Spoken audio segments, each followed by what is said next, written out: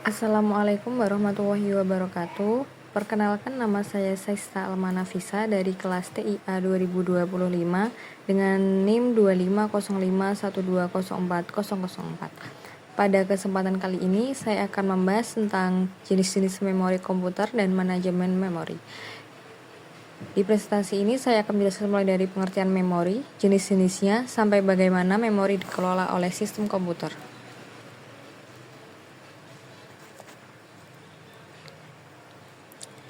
Yang pertama, ada pengertian memori komputer.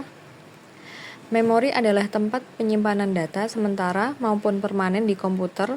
Fungsi utama menyimpan data dan program, mendukung proses CPU. Memori harus bisa dialokasikan, digunakan bersama, dikelola dengan efisien. Pertama, kita bahas pengertian memori komputer. Jadi memori itu adalah tempat penyimpanan data dalam komputer, baik yang bersifat sementara maupun permanen. Artinya, semua data yang sedang diproses atau akan digunakan oleh komputer pasti disimpan terlebih dahulu di memori. Fungsi utama memori itu ada dua, yaitu menyimpan data dan program, mendukung proses kerja CPU. Jadi, saat kita membuka aplikasi, data aplikasi tersebut akan masuk ke memori supaya bisa diproses oleh CPU. Selain itu, memori juga harus bisa dialokasikan ke program tertentu, digunakan oleh beberapa program sekaligus, dan dikelola secara efisien. Jadi, bisa kita simpulkan bahwa memori adalah bagian penting yang menjadi ruang kerja bagi komputer.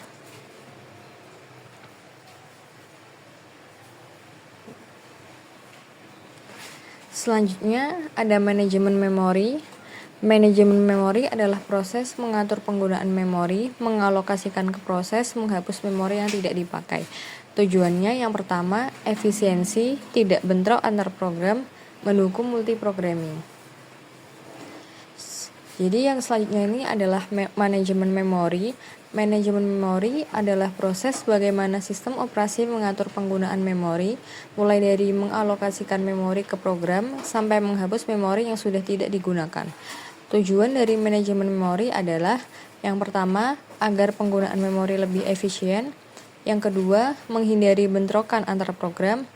Yang ketiga, dan memungkinkan banyak program berjalan secara bersamaan. Sebagai contoh, ketika kita membuka beberapa aplikasi seperti browser, Word, dan musik secara bersamaan, semua itu bisa berjalan karena adanya manajemen memori yang baik. Selanjutnya ada klasifikasi memori. Yang pertama ada berdasarkan jenis, ada memori nyata atau physical memory, yaitu terbatas oleh hardware. Lalu yang kedua ada memori maya atau virtual memory, ini bisa lebih besar dari RAM, menggunakan disk atau swapping. Jadi memori komputer dapat diklasifikasikan menjadi beberapa jenis. Yang pertama itu berdasarkan jenis, ada memori nyata atau physical memory seperti RAM yang kapasitasnya terbatas oleh hardware, dan memori maya atau virtual memory yang menggunakan bantuan storage seperti hard disk untuk menambah kapasitas memori. Lalu yang kedua berdasarkan metode, ada swapping, yaitu data bisa dipindahkan dari RAM ke disk, dan non-swapping yaitu data hanya berada di RAM. Terus yang ketiga itu ada berdasarkan alokasi, continue, yaitu berurutan cepat tapi boros. Ada non-continue, tidak berurutan, lebih efisien dan kompleks. Jadi continue itu yaitu data disimpan secara berurutan sehingga cepat tetapi kurang efisien. Jika non-continue yaitu data tidak berurutan, lebih efisien tetapi lebih kompleks dalam pengaturannya. Selanjutnya ada hierarki memori. Ada yang pertama, memori memiliki tingkatan, ada register paling cepat, terus ada change, ada RAM dan juga storage seperti HDD atau SSD. Terus yang kedua ada semakin ke atas lebih cepat, lebih mahal dan kapasitasnya kecil. Jadi selanjutnya adalah hierarki memori. Memori dalam komputer memiliki beberapa tingkatan, yaitu register, change, RAM dan storage seperti HDD atau SSD. Jadi semakin ke atas memori akan lebih cepat, lebih mahal, kapasitasnya lebih kecil. Sedangkan semakin ke bawah lebih lambat, lebih murah, kapasitasnya lebih besar. Hal ini dibuat agar komputer tetap memiliki performa yang tinggi, tetapi dengan biaya yang tetap efisien.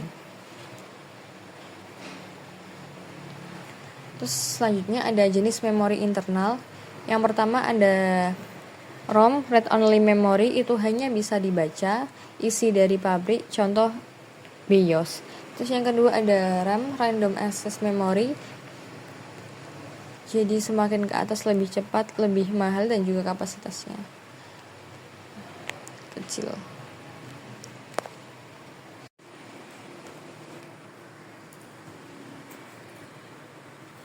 Jadi di slide ke-6 ini ada jenis memori internal. Jadi jenis memori internal tuh ada dua, yaitu ROM dan RAM. ROM atau Read Only Memory itu adalah memori yang hanya bisa dibaca, isinya sudah ditentukan dari pabrik dan tidak mudah diubah. Contohnya itu adalah BIOS yang digunakan saat komputer pertama kali dinyalakan. Sedangkan RAM atau Random Access Memory itu adalah memori yang dibaca dan ditulis. RAM itu bersifat sementara, artinya data akan hilang saat komputer dimatikan. Jadi perbedaan utamanya adalah ROM itu bersifat permanen dan juga RAM itu bersifat sementara.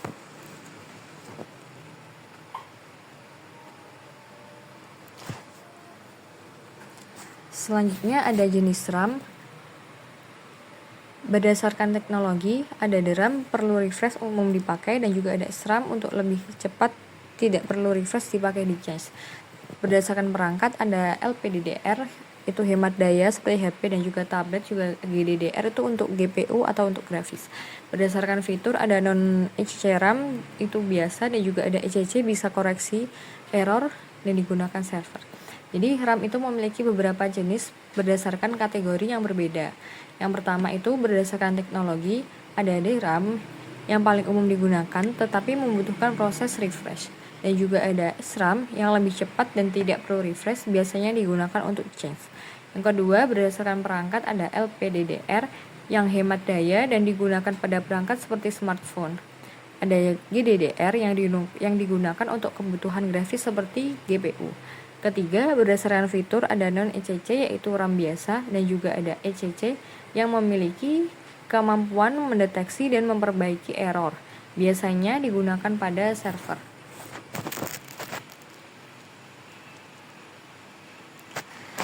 Ini ada perkembangan RAM. Urutan perkembangannya itu ada DRAM, ini pada tahun 1970, lalu ada FPM DRAM, terus ada Edo DRAM, terus ada SDRAM, dan juga ada DDR, DDR2, DDR3, DDR4, dan juga DDR5. RAM tuh terus berkembang dari waktu ke waktu, dimulai dari DRAM, FPM DRAM, Edo DRAM, SDRAM, dan juga hingga DDR. DDR sendiri itu berarti double data rate, yang artinya mampu mentransfer data lebih cepat. Perkembangan berlanjut ke DDR2, DDR3, DDR4 hingga DDR5. DDR5 itu adalah teknologi terbaru dengan pertama kecepatan sangat tinggi, yang kedua kapasitasnya besar, dan juga yang ketiga cocok untuk kebutuhan berat seperti gaming, AI, dan juga editing.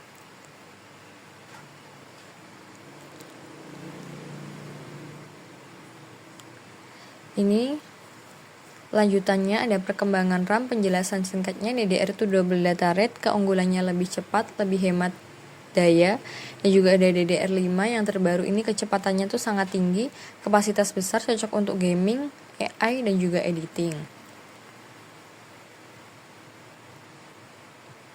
Ini ada model RAM, yang pertama ada SIMM dan juga yang kedua ada DIMM, terus yang ketiga ada SODIMM untuk laptop, terus yang keempat ada RIMM. Jadi RAM itu juga memiliki beberapa bentuk fisik atau model seperti SIMM, DIMM, SODIMM yang biasa digunakan pada laptop, dan juga RIMM. Perbedaan model ini tuh biasanya terletak pada ukuran dan bentuk slot pada motherboard.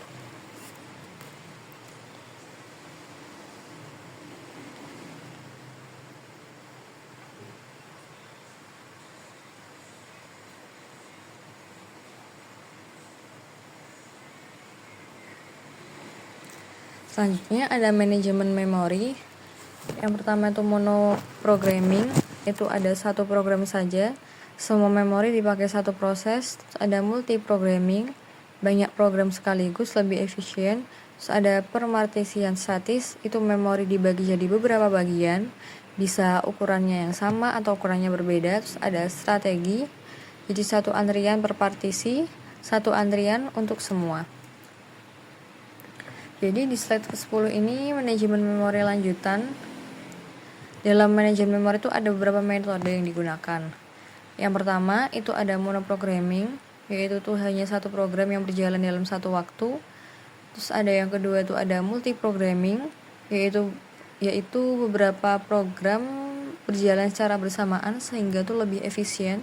Terus yang ketiga ada permartisian statis, tuh yaitu memori dibagi menjadi beberapa bagian dengan ukuran tertentu.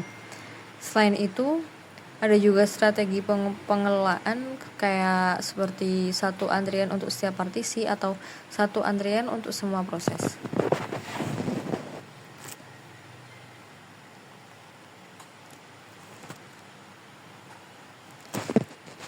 Jadi kesimpulannya memori itu sangat penting dalam sistem komputer. Ada banyak jenis memori dengan fungsi berbeda. RAM terus berkembang dari DDR hingga DDR5. Manajemen memori membuat sistem lebih efisien. Jadi memori itu sebagai kesimpulan, memori merupakan komponen yang sangat penting dalam sistem komputer. Terdapat beberapa jenis memori dengan fungsi yang berbeda-beda.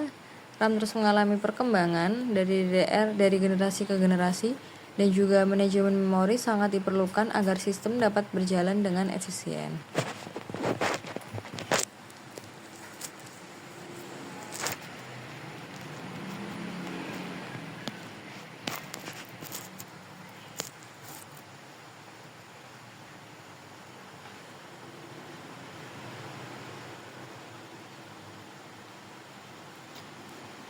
Jadi jika ada tambahan, kalau misal ada jenis-jenis memori berdasarkan kategorinya tuh, yang pertama ada memori utama atau primary internal memory. Jadi itu ada RAM, random access memory, bersifat volatile, data hilang saat mati listrik tempat penyimpanan sementara data yang sedang diproses CPU. Contohnya tuh kayak DDR3, DDR4, DDR5 tadi. Terus ada ROM, read only memory, bersifat non volatile, data permanen, menyimpan instruksi booting, ada kayak BIOS atau UEFI tadi. Terus ada change memory, itu memori berkecepatan sangat tinggi yang menjembatani CPU dan RAM. Contohnya kayak change L1, L2 dan juga L3. Terus yang kedua itu ada memori sekunder atau secondary atau external memory. Itu ada HDD, hard disk drive, itu penyimpanannya berbasis piringan magnetik tradisional. Terus ada SSD, solid state drive, itu penyimpanan berbasis flash yang lebih cepat dari HDD. Contohnya kayak NVMe, SATA SSD itu. Terus ada flash disk atau USB drive, penyimpanannya portable berbasis flash memory. Terus ada kartu memori atau micro SD card, itu penyimpanannya kecil untuk ponsel atau kamera. Contohnya itu kayak micro SD HC, ada micro SD XC. Terus yang ketiga ada memori berdasarkan cara kerja atau otak manusia. Ada yang pertama itu ada sensorik, menyimpan informasi sensorik sesaat. Terus yang kedua itu ada jangka pendek, working memory, itu untuk menyimpan informasi secara terbatas dan sementara.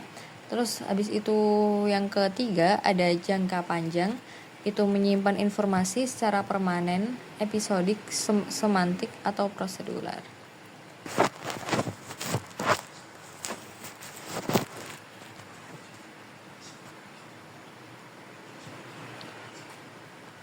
Jadi sekian presentasi atau penjelasan dari saya. Kurang lebihnya mohon maaf dan semoga bermanfaat untuk semuanya. Terima kasih atas perhatiannya. Wassalamualaikum warahmatullahi wabarakatuh.